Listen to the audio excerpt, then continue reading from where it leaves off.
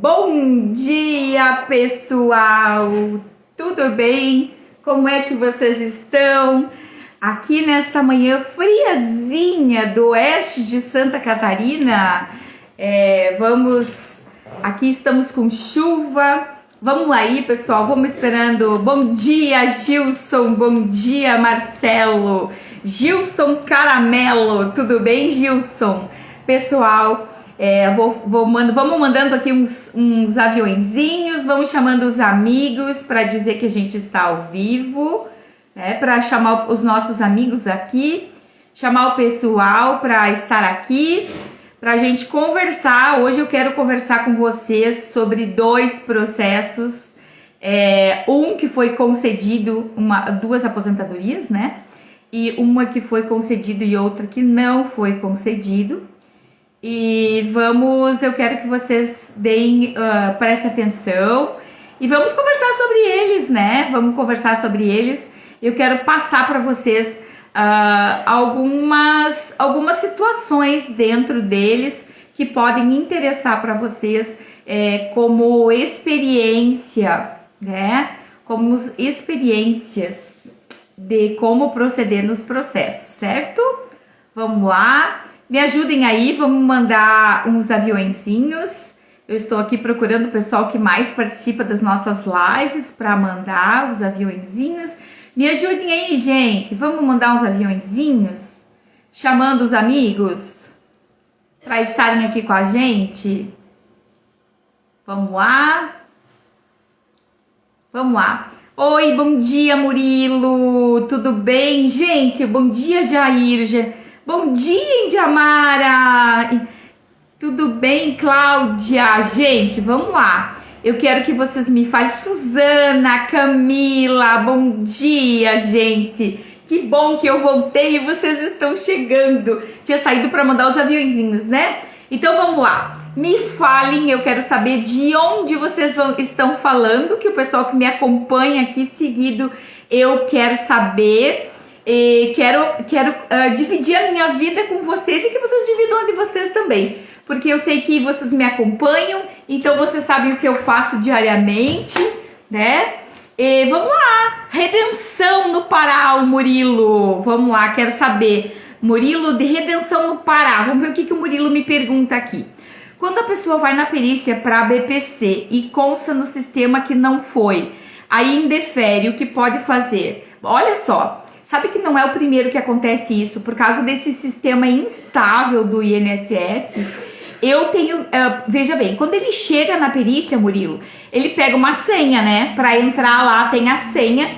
Então, eu tenho feito, eu falo para todos os meus clientes, muito embora eu não faça BPC, tá? Quando é um auxílio-doença, qualquer benefício, eu falo para o cliente que pegue o comprovante da senha e leve embora, não jogue fora, leve embora, e aí com esse documento a gente consegue comprovar que ele esteve lá, tá?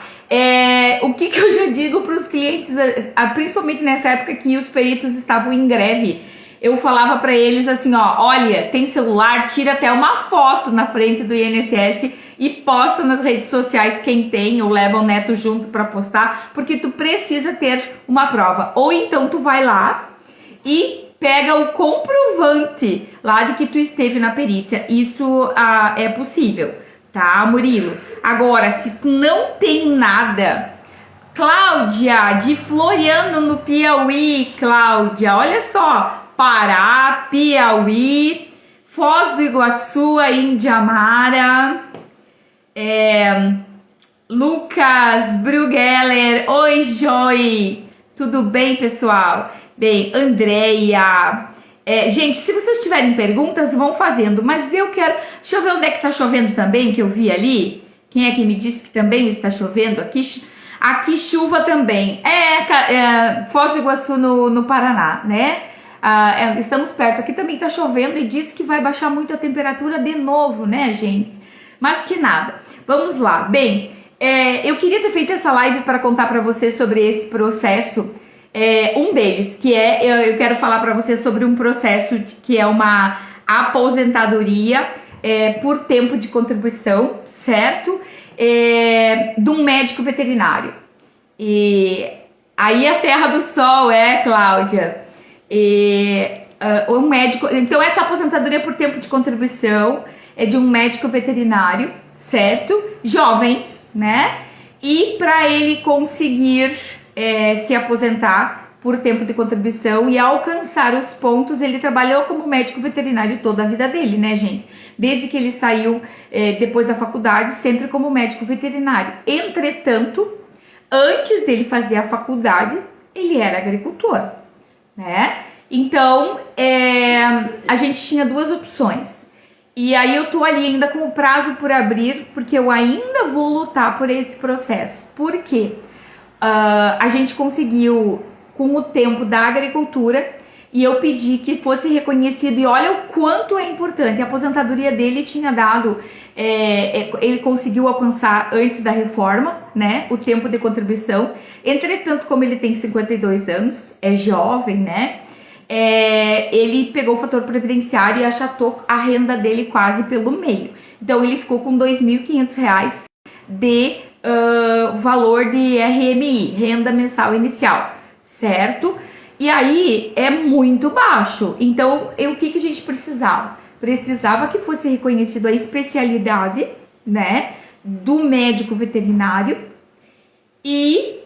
ou, né, porque o I é melhor do que o ou, para alcançar os pontos e escapar do fator previdenciário, ele precisava reconhecer ou a especialidade da atividade de médico veterinário, ou a especialidade ou a atividade rural de tenra idade. E eu fiz os dois pedidos no processo desde o começo, certo? E aí que nós tivemos, em primeiro grau foi negado tanto a tenra idade quanto a especialidade. A alegação do judiciário para não dar especialidade, eu juntei até fotos, gente, até fotos, certo? Dizendo que a atividade era especial em razão do contato com animais, às vezes doente, com sangue, com fezes. E o entendimento do judiciário é que a atividade não é insalubre, porque o animal é para consumo. Ele trabalhava para uma cooperativa e o animal é para consumo, ou seja, ele não era um animal doente. Mas, na verdade, às vezes ele pegava muitos animais doentes, né? Ele pegou muito animal doente que morreu nas mãos dele. Essa que é a questão. Então, fica essa briga, tá?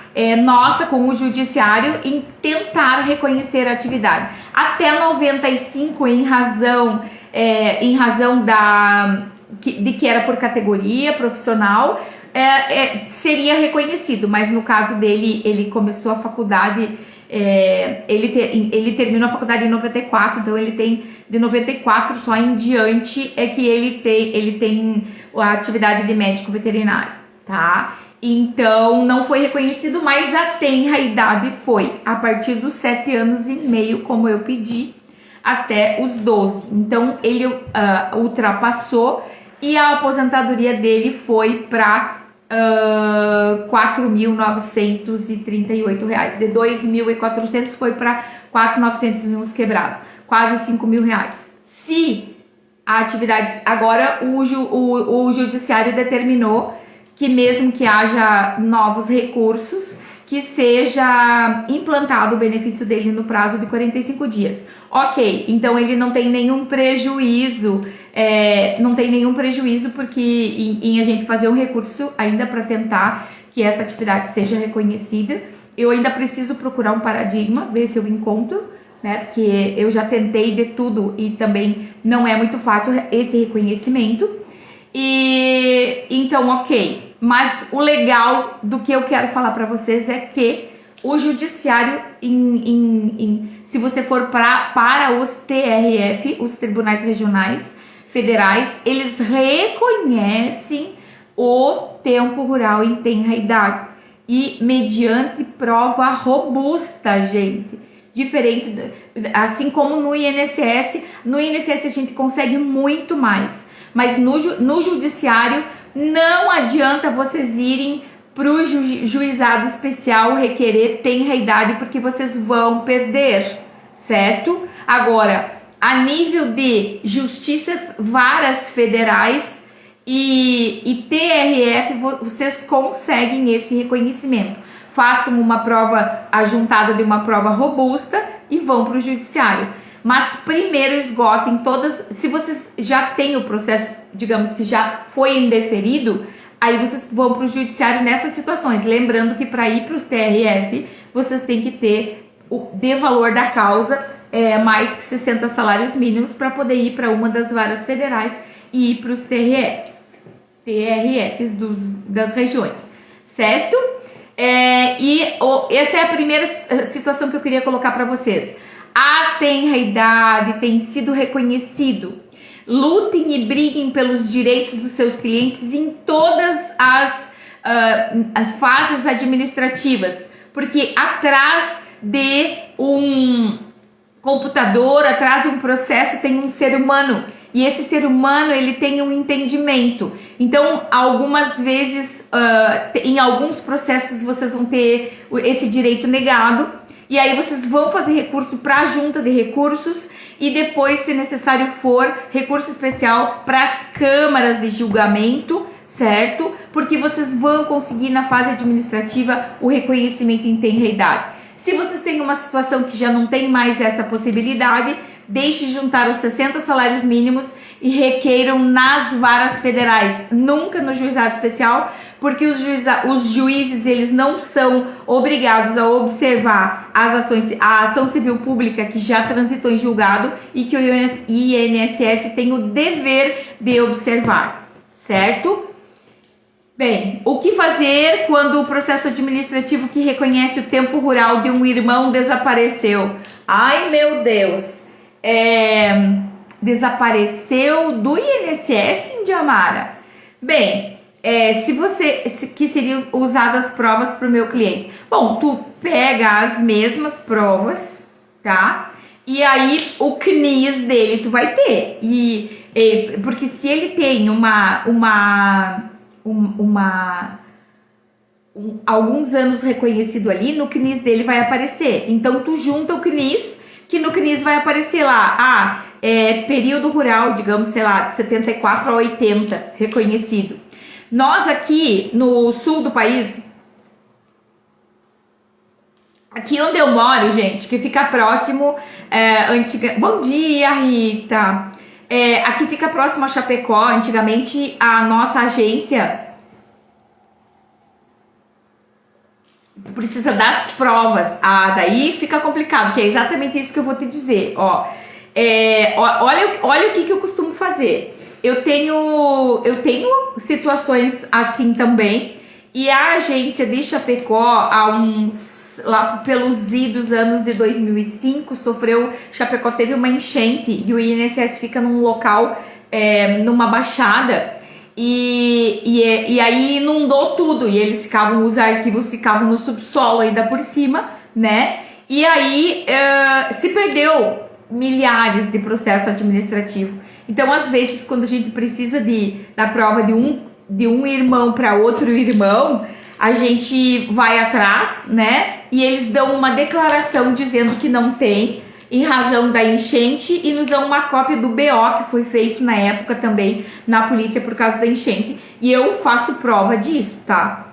Eu tenho um outro município aqui próximo, que teve uma época que também teve uma enchente, e eles não têm mais os históricos escolares. Então, para ir para o INSS hoje em dia, ou para o judiciário, onde os juízes exigem, e o histórico escolar é um baita documento, a gente também costuma juntar essa declaração da Secretaria de Educação junto com o BO do município, né, de que houve uma enchente, um alagamento e que inundou a Secretaria de Educação e que por isso a gente não tem os históricos escolar. Mas se foi concedido para esse irmão, Indiamara, tu vai juntar esse documento que eles vão te dar, né, um documento de que não tem mais, de que se perdeu, sei lá, e aí no CNIS vai constar lá, e aí tu vai dizer exatamente isso, que os documentos, inclusive na época que era físico, as pessoas costumavam levar, eu peguei muito processo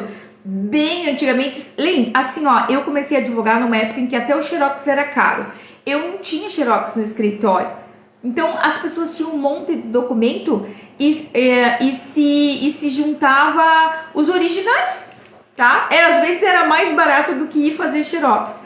Mas aqui sumiu mesmo, sem maiores explicações. Então, se sumiu, eles vão ter que te dar conta ou te dar uma certidão, uma declaração de que o processo sumiu. Exato, exatamente. Eu vi muito processo com documento original. A gente juntava 15 nota e contranota porque eles tinham tipo um monte de bloco, né? Um bloco por ano, digamos. E a gente juntava uma nota para uma nota para outra e ia juntando as notas, entendeu? Então, se foram juntados os originais, porque inclusive como o processo sumiu, tu pode dizer que os documentos originais estavam naquele processo. E eles que deem conta. Porque se no CNIS consta que foi averbado para um, agora, fatalmente, tu pode levar a prova testemunhal e as testemunhas vão dizer. E tu vai dizer que os documentos estavam no outro processo. Certo? Bom, então com relação à tenra idade, era isso que eu queria falar para vocês. Batam no pé, é muito, muito importante. Regiões que a gente pega a agricultura, faz toda a diferença essa juntada ou esse reconhecimento desse período rural das pessoas, porque você consegue aposentar muito mais gente nessa situação. Ótimo, vou pedir o CNIS do irmão, mas não caberia um mandado de segurança com relação ao processo que sumiu? Olha, até pode, porque eu acredito que esteja difícil deles te darem uma declaração de que sumiu, né? Eles te falaram isso verbalmente? Eu quero ver eles te darem uma declaração, porque se tu fizer um mandado de segurança, claro que tu vai ter muito mais força, né? Mas eu já, tipo... Tu pode, para adiantar, eu faria o pedido administrativo do irmão, né? Até por causa da DER, né? Por causa dos atrasados, e a gente tá sempre pensando no nosso dinheiro, né? Eu faria o pedido administrativo e pediria que fosse usado como prova emprestada o processo do irmão tal, aí se tu tem o número do processo dele, tu junta lá, claro, porque ele tem um número de aposentadoria, tu vai juntar o número lá e diz, ó, seja utilizado como prova emprestada o processo tal. Os documentos originais que constam lá, as testemunhas que foram oitivadas, e aí eu quero ver o que eles vão te dizer, tá? E aí, em sendo negado, aí eu falo, não, então tá, então vamos para o mandado de segurança ou vamos discutir isso na justiça. Mas eu não iria, porque assim, enquanto tu tá discutindo um MS, tu não tá tendo atrasados, né? Entendeu? Então aí que fica a questão. E eu tô sempre muito preocupada com os atrasados, certo? Por exemplo, esse processo que eu falei pra vocês ali, ele é de 2017, tá? 2017, e ele demorou, eu acho que em torno de 1 ano e meio no INSS. Um ano e meio mais ou menos no INSS. Eu tenho mais um pulo do gato para falar para vocês sobre esse processo. E aí eu esperei dar os 60 salários, certo, gente? Esperei, quando fechou os 60 salários, aí que eu propus a ação judicial, eu expliquei para o cliente que eu precisava esperar, porque na época a gente não tinha essa ação civil pública da tenra-idade transitada em julgado, e então era muito... Eu sabia que o TRF estava dando, porque afinal de contas o TRF foi quem reconheceu. E então eu precisava que fosse para o TRF depois para ser julgado, né? Ok, e de fato na vara federal foi negado a tenra-idade, tá? Foi negado a tenra-idade, foi negado a especialidade da atividade de médico veterinário. E aí fui pro tribunal, né, TRF 4, e lá foi concedido. Gente, aí o pulo do gato aqui, ó. O processo foi pro tribunal o ano passado, foi em março do ano passado, de 2021. Esse ano nós estávamos já em março de 2000, quando dá um ano, e assim, eu tenho um processo que tá no tribunal há 4 anos, tá? E normalmente eu converso com o cliente depois de um ano e pouquinho e pergunto, escuta, tu tem algum problema de saúde? Aí eu falo, tem uns que não tem nada, outros assim, eu tenho um pouco de problema de coluna, outro, eu tenho um pouco de problema de depressão, eu tenho um problema de bipolaridade, eu tenho um problema de manguito rotador, eu tenho um problema de hérnia, enfim, né? Me fala, gente, quem é que tem mais que 50 anos que não tem um problema de saúde? É muito raro, por quê? Porque nosso corpo é uma máquina e a gente começa a ter problemas. Então, eles falam, sempre, e aí o que aconteceu com esse cliente? Eu falei pra ele, então se tu tem um problema de coluna, tu me consegue um atestado do teu médico? Mas eu não quero ir pro INSS. Ele disse, eu não quero parar de trabalhar. Eu falei, não é pra tu parar de trabalhar. Eu só preciso de um atestado, um laudo que o médico diga que tu tem esses problemas de coluna. Que aí eu vou juntar no processo e vou pedir para eles o julgamento antecipado ou uma tutela antecipada, né? Uma tutela de urgência para que o tribunal determine a implantação do benefício, porque ele, ruim ou bom, ele tinha conseguido a aposentadoria, certo? E aí o que o tribunal faz? E aqui na minha região eu já conheço, já sei que é assim. Eles não dão a tutela de urgência, mas eles fazem o quê? Julgam o processo. Então é uma forma da gente agilizar o andamento. O ano passado eu tive também um processo que estava lá 1 ano e meio mais ou menos, e o cliente veio para saber do processo e eu falei, olha, né, tu não tem algum problema de saúde e tal e tal? Ele falou, eu sou bipolar. Eu me trato para bipolaridade, para ansiedade. Falei, então tu consegue um atestado, assim, que diga isso, né? Que tu precisa do benefício, porque afinal de contas tem um problema de saúde. E também apresentei no recurso, lá, atravessei uma petição e pedi uma tutela de urgência para que determinasse a implantação do benefício.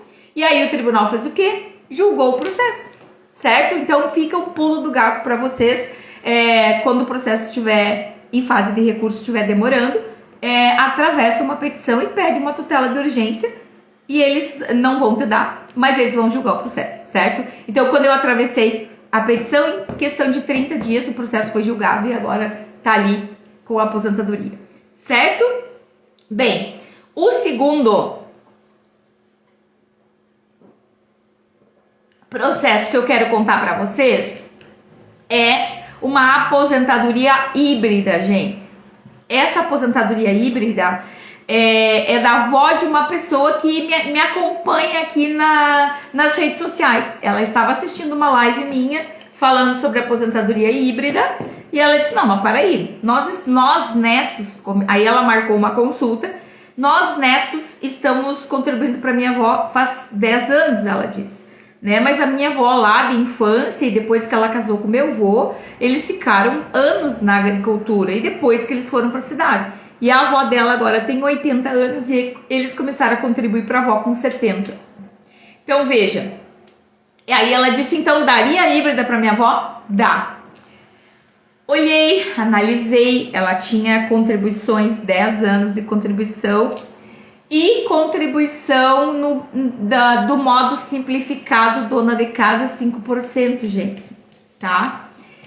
Ok, por quê? Qual a diferença entre o modo 5% ou o modo simplificado 11% que eu coloquei inclusive no nosso grupo de alunos? Se tem alguém aqui que não faz parte do nosso grupo de prática jurídica, a gente tem um grupo de prática jurídica, tem o link na minha bio, que você pode se inscrever e entrar ali, a gente troca experiências, a gente se ajuda, o que um sabe, o que o outro sabe, a gente, enfim, é bem legal, assim, principalmente para quem está iniciando na advocacia. E aí, gente, eu coloquei para vocês ali, então, ontem um modelo de aposentadoria híbrida e coloquei uma sentença também de aposentadoria híbrida ali, que no caso era um contribuinte individual, um pedreiro, né, que também contribuiu, verteu contribuições para o INSS no plano simplificado de 11%, que ele pode fazer isso. Qual a diferença, gente, desse pagamento? Ele tem direito a todos os benefícios, ele tem a qualidade segurada e tem direito à aposentadoria por idade. A única coisa que ele não tem, né, aquele que paga no plano simplificado, é o direito à aposentadoria por tempo de contribuição e agora então uma das regras de transição. Ele não tem direito, mas ele tem sim direito à aposentadoria por idade e tem sim direito à aposentadoria híbrida. E o que aconteceu com essa senhora? Propusemos a ação, pedimos o tempo de rural dela lá de 62 a 68, logo depois de casado. 3 documentos ela tinha, gente. A certidão de casamento dizia que o marido era agricultor. Tinha o nascimento de uma filha, 2 ou 3 anos depois, que dizia que o marido era agricultor, segundo o documento. E uma nota de produtor era 62, 65 e 68 a nota de produtor em nome do marido, tá? Eram os documentos que a gente conseguiu. Aí foi pro INSS, lembrem, pedi JA, processamento de JA, porque eu pedi o processamento de JA, fiz a autodeclaração, foi feita a autodeclaração e o INSS entendeu que era muito pouco documento e processou a JA e marcou a oitiva das testemunhas. As testemunhas eram, como ela se mudou de cidade, as cidades distam em torno de 200 quilômetros da onde ela morava logo que casou para onde ela mora hoje. A gente pediu para que as testemunhas fossem oitivadas na APS, Agência da Previdência Social, de origem, aonde elas moram. Então, a senhorinha foi ouvida na cidade dela e as testemunhas foram ouvidas noutra agência, certo? Isso também é possível. Até para facilitar, às vezes para facilitar que as pessoas não digam que não vão como testemunhas e para facilitar a questão financeira, que o segurado não precisa gastar para dar uma ajuda de custo ou etc. para a testemunha e se desfazer deslocamento para ir para outra APS, certo? Ouvidas as testemunhas, eu super feliz que estava que eles reconheceram, no final concluíram que sim, que ela foi agricultora e que sim, que esse tempo seria contado. Aí só aguardando a concessão, né, gente? Quando sai o resultado indeferido. Indeferido por quê? Porque eles disseram que não consta nas bases governamentais que ela conste, que ela seja inscrita no CAD único, tá? Um dos requisitos essenciais para reconhecimento de segurado de baixa renda é que ele seja inscrito no CAD único. E o que aconteceu ali? Eles só pegaram o número do NIT, compraram um bloquinho de carnê e estavam pagando há 10 anos.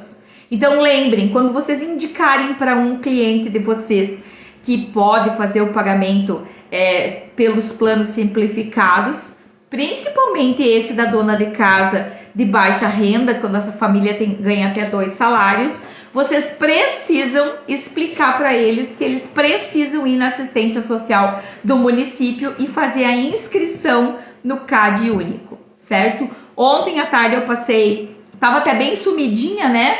E eu passei, e foi nesse processo, se vocês acompanham os meus stories, fala aí pra mim quem é que acompanha os meus stories, fala eu aí pra mim que eu quero saber quem é que acompanha, que aí vão saber do que eu tô falando, que ontem eu postei ali o meu cadastro, né? O meu cadastro a minha situação cadastral com o INSS, que eu não sei por que cargas d'água que constava inteirinho dentro do processo dessa senhora que eu tô falando pra vocês. Caroline, você viu que eu postei lá? No meu cadastro do INSS tá lá, sem pai, tá? E eu tenho pai na certidão de nascimento e em todos os meus documentos. E no cadastro do INSS consta lá pai desconhecido, a Anne também, aí. E consta sexo masculino. Eu não teria nenhum problema se eu me considerasse do sexo masculino e dizer que eu era masculino. Mas não, né? E eu nunca disse isso e também nunca declarei isso, principalmente nos órgãos. Gente, isso é um documento público, tá? Então, de que forma que isso está assim lá, eu também não sei. Então, veja bem, eu preciso o quê? Se eu for fazer a minha aposentadoria... eu misturei os assuntos já, né? Então, vou terminar esse parêntese aqui. Se eu fosse fazer a minha aposentadoria hoje, E aí ontem alguém me respondeu, gente. Ah, foi tu, Anne? Comigo também aparece sempre meu cadastro, mas nunca vi os dados. Pois é. Mas o meu tá todos os dados lá dentro do processo da mulher, tá? Não sei por que cargas d'água. Enfim, mas o que acontece? Alguém me respondeu ontem no direct. Eu tive muitos direct ontem por causa disso que eu coloquei ali. Mas alguém me disse que inclusive tem uma cliente que isso aconteceu também e que ela fez a aposentadoria e a mulher tinha 32 anos de contribuição e foi negado porque ela não tinha 35, tá? Ou seja, claro, mulher antes da reforma da Previdência, 30 anos de contribuição. Homem, 35. E como consta lá na cliente dessa nossa colega que ela é sexo masculino, eles nem atualizaram o cadastro e simplesmente negaram o pedido de aposentadoria dela. E isso aconteceria comigo. Então o que eu tenho que fazer? Eu preciso fazer uma atualização cadastral e pedir um acerto de CNIS, tá? Porque lá, pra mim, tá aparecendo que eu tenho sexo masculino. E não tenho pai também. Isso não mudaria na minha aposentadoria, mas o sexo sim, porque eu teria que ter 5 anos a mais de contribuição. Eu tive 18, gente, 18 colegas amados, queridos aqui do meu coração, se dispuseram a fazer a atualização cadastral e é o meu acerto de CNIS. De repente a gente vai até fazendo uma brincadeira, fazer ali, de repente com os meus alunos, os meus mentorados, até para eles fazerem, a gente vai utilizar isso como uma forma de aprendizado, tá? Bom, feito esse parêntese, o que eu quero dizer para vocês? Eu estava estudando o processo dessa senhora, da aposentadoria híbrida, tá? E aí eu tive que pesquisar, de verdade, porque eu sabia que é um dos requisitos essenciais, né? Requisitos essenciais esse cadastro no CAD único. Mas eu vi que tem jurisprudência já que entende que não. E tem um entendimento da TNU que a pessoa que ela é muito sem instrução, ela não pode ser penalizada pela falta de conhecimento, muito embora exista aquilo de que ninguém pode alegar o desconhecimento da lei, né? Existe um posicionamento da TNU dizendo que sim, e inclusive eu peguei ali uma jurisprudência do STJ também, falando que ela dando direito a uma aposentadoria de uma pessoa que não tinha feito o cadastro no CAD único. Então esse vai ser o meu primeiro dessa forma, e eu vou hoje continuar estudando mais sobre ele, e eu quero propor. A minha dúvida ainda, que eu não cheguei nesse ponto, é ver se eu posso entrar no juizado em razão dos entendimentos, né? O juizado iria para a turma de recursos, e eles são sempre muito mais rígidos, e talvez para a TNU, né? Chegando a TNU. Mas se eu conseguir levar para uma vara federal, eu consigo levar o processo para o TRF, que eu tenho certeza que o entendimento é sempre muito mais humano. E aí, esses dias um aluno me perguntou, mas prof, por que os TRFs têm um julgamento mais humano e mais parece que, assim, de analisar a situação pessoal, biopsicossocial do segurado do que as turmas de recursos? Olha, o que eu vejo é que, assim, nas turmas de recursos, quem são os juízes que estão? São juízes de segundo grau, jovens, aqueles que se destacam nas suas circunscrições federais, né? Por capacidade, por conhecimento. Então, aí eles estão, assim, muito na letra fria da lei. Então, eu tenho bastante medo de levar esse processo para um juizado especial. Agora, os juízes, os desembargadores dos TRFs, normalmente eles são juízes de carreira que chegaram lá por mérito, mas depois de lá seus 50, 60, 65 anos, ou por tempo de carreira, que daí chega a desembargador. E aí, esses juízes, eles já julgam mais com o coração. Então, a gente vê muito julgamento, né, de juiz que ele olha e fala, não é bem assim, mas nesse caso a gente tem que reconhecer que ele tem o direito, né, em razão desse sentimento de analisar mais a situação e a condição biopsicossocial do segurado, as condições pessoais dele mais do que a letra fria da lei. Para mim, Silvana, e para muitos outros colegas profissionais, sejam advogados ou sejam até os próprios juízes, né? Isso também é uma coisa que é muito falado pelo professor Lazari, né? Que ele sempre diz isso também, né? Essa questão da humanidade dos juízes, dos desembargadores, dos TRFs. Então, vamos ver qual é a justiça, porque eu vou colocar esse processo e depois eu vou contar isso para vocês. Certo, gente? Vamos lá. Mais alguém? Tem mais uma pergunta sobre algum processo, algum caso concreto? Normalmente na sexta de manhã eu trago um aluno, mas essa semana para mim foi muito, muito corrida. Eu só lembrei de perguntar ontem. E aí eu perguntei quem é que se disporia, e os dois que queriam, hoje eles não podiam, e eu precisava fazer essa live, estar aqui com vocês, porque para não perder o ritmo, né, de continuidade aqui do Instagram, e de estar aqui explicando para vocês e contando para vocês como é que as coisas funcionam, principalmente para os meus alunos, né, os meus mentorados, que eles ficam ávidos esperando. Alguns não conseguem assistir agora, mas por isso eu gosto de gravar, mas eles assistem depois as lives, né.